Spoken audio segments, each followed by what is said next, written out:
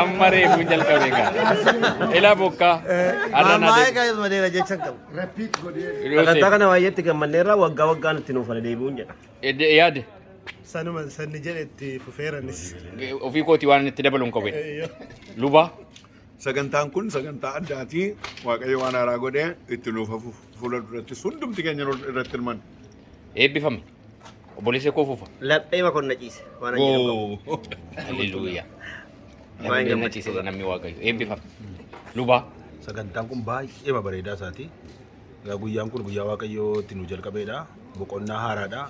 Waggaa waggaadhaan akkuma kanatti kana caalaa bal'atee bareedee akka inni eebba guddaa fidee dhufu immoo abdii guddaan qaba.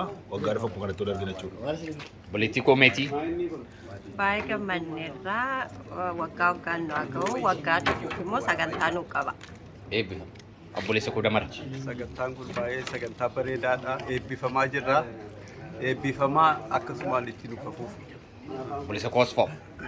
Jara keenyaa waa jedhu reekana. Waanuma jedhanii ibsantu nama rakkisa. Yoo lakkoofsumaan illee himna malee sakaaniin waan jenneef hin qabnu dhugaadha waaqayyo nu eebbise.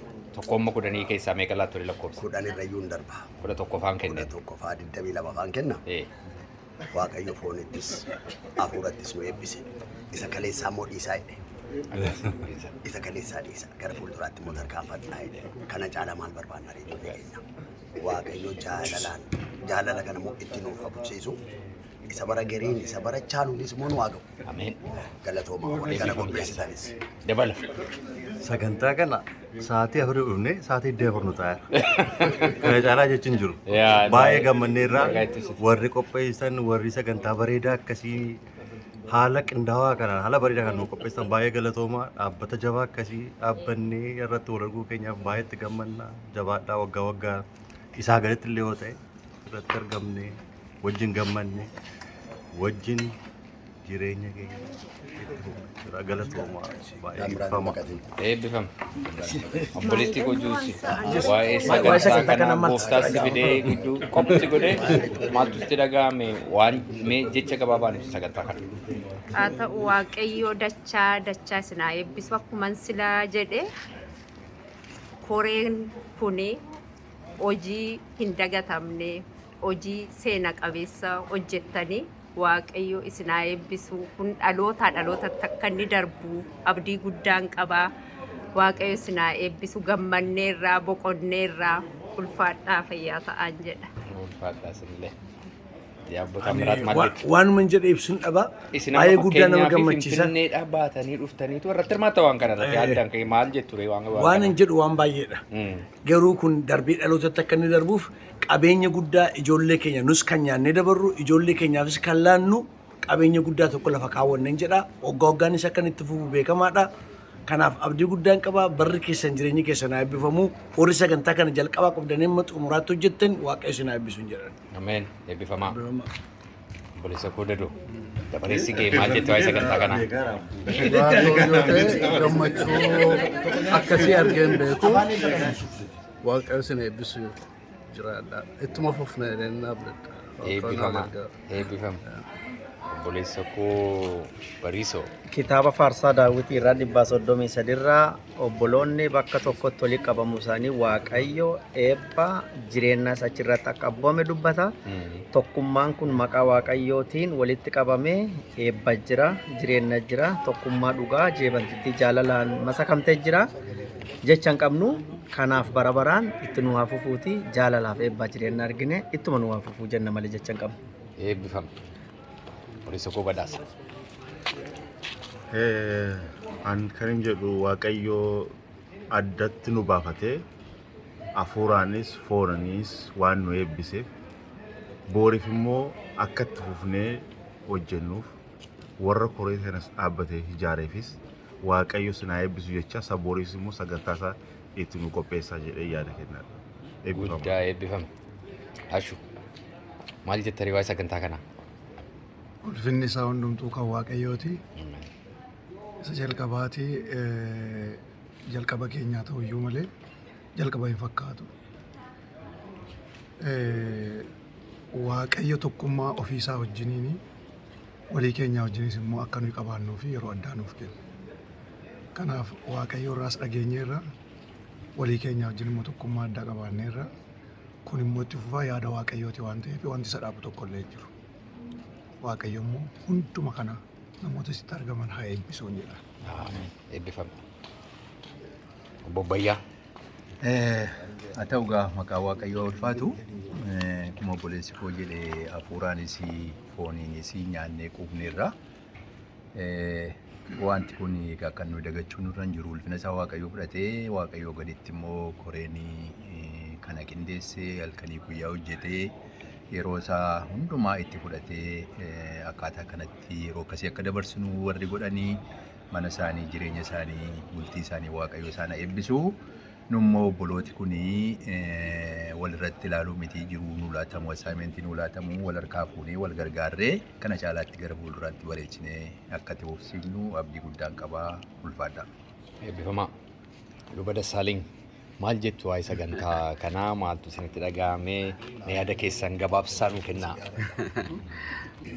Baay'ee dhugaa baay'ee namatti tola. Waaqayyo isin haa eebbisu warri karaa adda addaas keessatti hirmaattanii yaada kana burqisiisuu yaada kanas immoo bakkaan ga'uu keessatti kan hojjettanii namoota karaa adda addaa iddoo kana tajaajila kana keessatti hirmaatan hundumaa Waaqayyo isin haa eebbisu jechuun jaalladha. Sagantaan isaa baay'ee bareedaa ture baay'ee reebaa addaa ture akkuma obboloonni koo jedhan egaa wanta jalqabaati malee xumura miti. Kanaaf itti fufaa eebbifamaa Waaqayyo isin haa eebbisu baay'ee namatti tola. Eebbifamaa firoo tokko.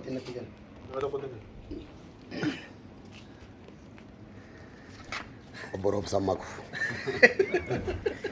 gaggeessaa waldaa warra wangeelaa Osloo asumaanis immoo kan waldaa tokkummaa kan Norway qophee baay'ee qopheessiteetta obboleessa koo kanaan dura kan Awurooppaa gaggeessiteetta kan Osloo gaggeessaa jirta internaashinaal irratti jiru gurguddaa baay'ee hojjetteetta.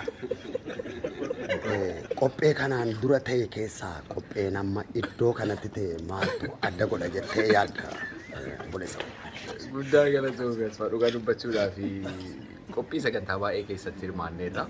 Konferensii waldaa fa'aa waan akkasii tokkummaa waldootaa fa'aa. Garuu kun baay'ee sagantaa haaraadha. Sagantaa akkasii qopheessinee hin beeknu. Nama ammas baay'eetu ijoollee xixinnoo ammas baay'atan dargaggoota iddoo garaagaraatii dhufanii iddoo tokko bulanii iddoo tokko nyaatanii Waaqayyoon waaqessuu jechuun waan keessatti hojii dheeraa gaafatu waan koordineet gochuu gaafatu waan saganteessuu gaafatu maatii baay'ee yeroo dheeraa fa'aa kan gaafatu ture. Lafatti baay'ee sodaachaa turre jira attamtaa amma torban darban kana keessa itti ba'iinsi sagantaa kanaa maal ta'a jennee baay'ee addaa turre attamtaa laata maal fakkaata waaqeffannaan isaa attamtaa laata waa'ee nyaataa iddoon bultii waan baay'ee yaadaa turre garuu Waaqayyoon immoo baay'ee kadhataa turre ji'a ja'aan darbaniif waan dubbachuu barbaadu koreen kadhannaa immoo kanaaf dhaabbate nama baay'ee gara nama 16 of keessaatii qaba. Torbanii wal arganii waa'ee konferansii kana kadhatu turan ji'a ja'a darbeef Waaqayyo irratti waan baay'ee nutti dubbata ture akkuma dubbate godhe kanaaf baay'ee isaa kan kireeditii fudhatu Waaqayyo waan akkas bareede argeen beekan nama hundumaatu itti gammade ijoolleen kun halkan guutuu guyyaa guutuu akka taphatanitti warri mana kana nutti kiraayii kennan isa nu yaanne ol nyaata nuun yaadiin itti dabalaniitu isa nuun hin kaffaliin itti dabalanii nuu kennaa jiru. Keessummootni illee yeroo baay'atanii lafa akkasii bushaa akkas godhaa jedhu malee hin qabnu waan akkasii illee nuun hin jedhani kuni waantuma agarree hin beennedha. Kanaaf hunduma isaa yeroo hundaallu dadhabbiin namootaaf dhamaatiin namootaaf of kennuu namootaa akka yerootti ta'e inni guddaan kireeditii isaa kan fudhatu Waaqayyoodha. Isatu hojjete isatu namas namaa kaasa dhabbee namootaas kaasa Waaqayyootu nu gargaare sagantaan akka kanaa gara fuulduraatti jabaatee yoo itti fufe tokkummaa amantoota tokkummaa waldootii akkasumas immoo jireenya fuudhaa keenyaa fi walitti dhufeenya hawaasummaa keenyaallee baay'ee daran cimsa keessumaa dargaggoota keenya akka isaan wal baran akka isaan gara fuulduraatti wajjin hojii wangeelaa kana hojjetan wal firoomfataniif carraa guddaa bana jedhee yaada kanaa fi waan guddaadha. Hundumti keessan immoo eebbifamaan isin jechuu barbaada.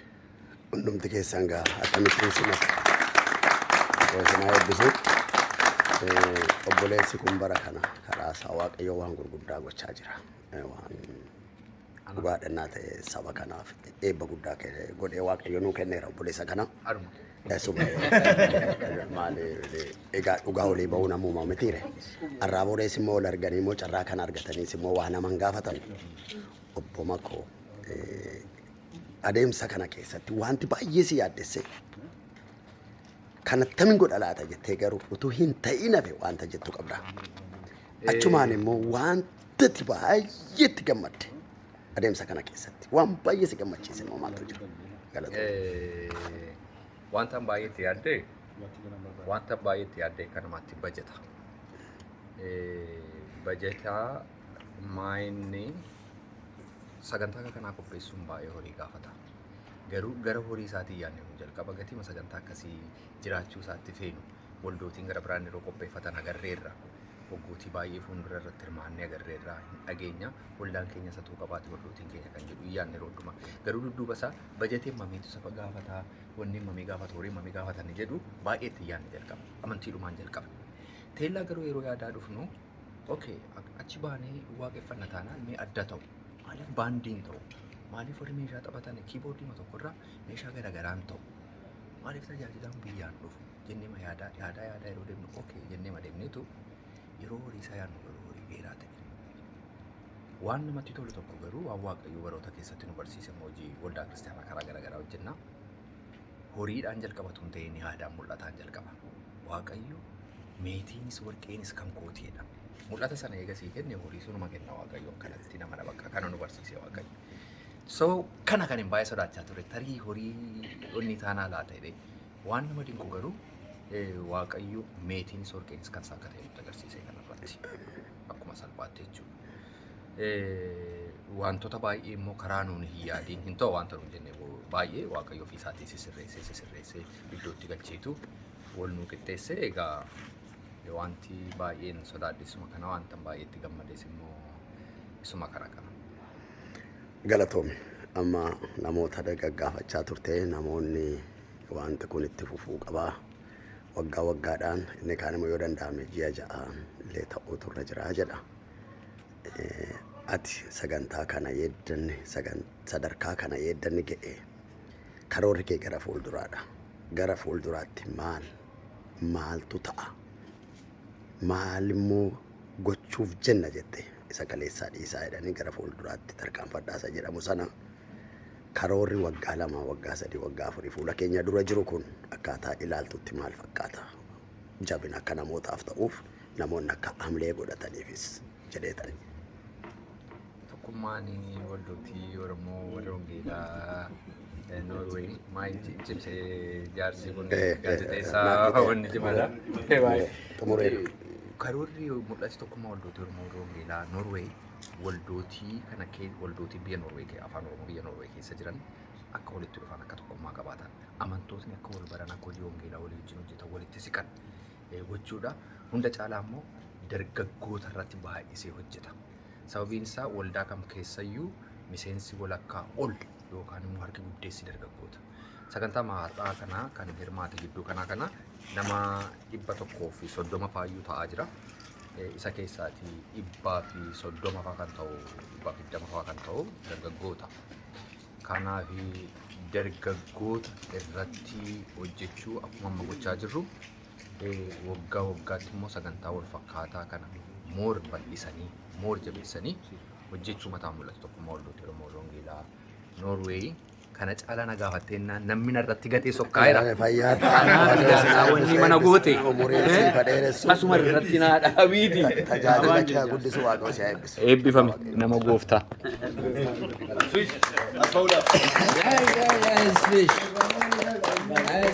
Aspeshi bakka akkuma marshii geddaru sagalees geddaree gaa. Baay'ee. Akka waan akka